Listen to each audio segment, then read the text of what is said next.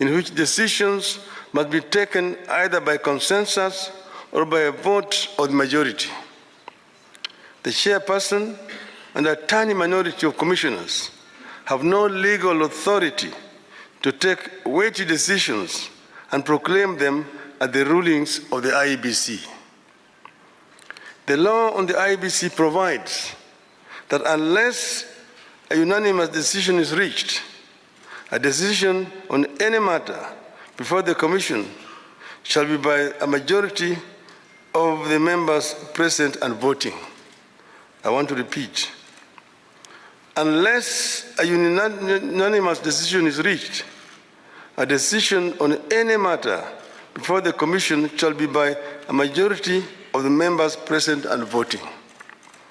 In addition, the Court of Appeal in the Maina Kiai case ruled, and I quote again, reiterate, as we conclude, that there is no doubt from the architecture of the laws we have considered that the people of Kenya did not intend to vest or concentrate such sweeping and boundless powers in one individual, that is the chairperson of the appellant.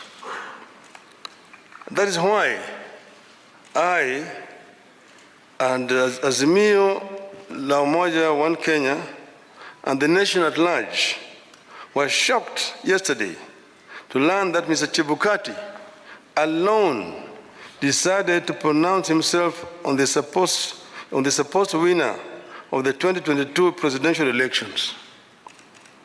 We understand that only Mr. Chebukati alone had access to the tally of the presidential vote. He denied all the commissioners access to that information until he suddenly appeared before the commissioners in the late afternoon to present them with a fait accompli.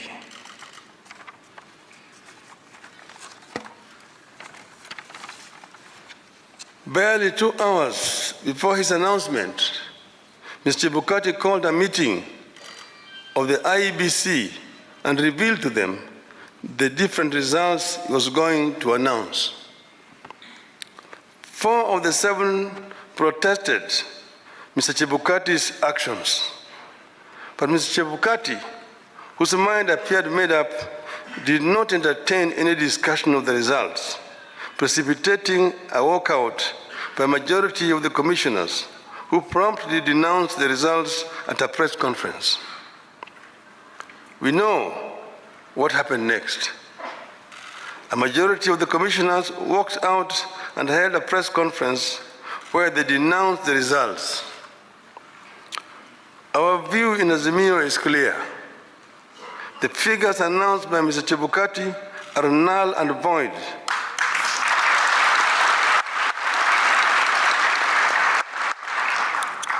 I repeat, the figures announced by Mr. Chebukati are null and void and must be quashed by a court of law. In our view, there is neither a legally and validly declared winner nor a president-elect. Mr. Chebukati's announcement purporting to announce a winner is a nullity. He acted with gross impunity and in total disregard of the Constitution and our laws. He could have plunged our country into chaos had our supporters not exercised great restraint. Such blatant acts of impunity can be a threat to the security of our country. It is not up to us to decide whether Mr. Chebukati has committed an offense. We leave that determination to the appropriate authorities.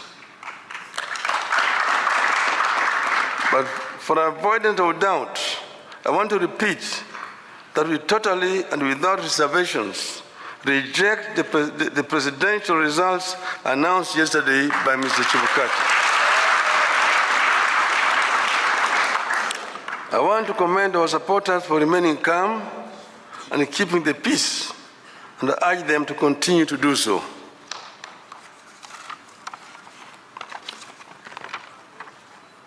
Let no one take the law into their own hands. We are pursuing constitutional and lawful channels and processes to invalidate Mr. Chebukati's illegal and unconstitutional pronouncement. We are certain that justice will prevail. I want to further commend the heroism of the 4 commissioners, the majority of the IEBC, who stood up to the bullying and the illegal conduct of Mr. Chebukati. We are proud of them and ask them not to fear anything. Kenyans are with them. Today, I do not want to fully address our strategies going forward, but suffice it to note that we will be pursuing all constitutional and legal options available to us. We will do so because we regard the many flaws in the elections and the wrongs committed by the IEBC as fatal to the process and the outcome announced by Mr. Chebukati. We urge Kenyans and the friends and partners of Kenya abroad to stand tall and be counted as we seek to advance the ideals of democracy and an open society that we have always stood for. We will pursue justice for our supporters and for all Kenyans so that their choices are respected and honored. May God bless you and may God bless Kenya.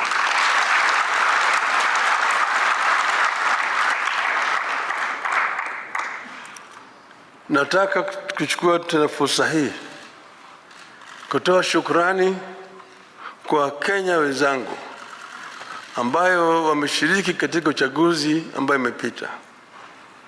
Wameonyesha ujasiri, wameonyesha uzalendo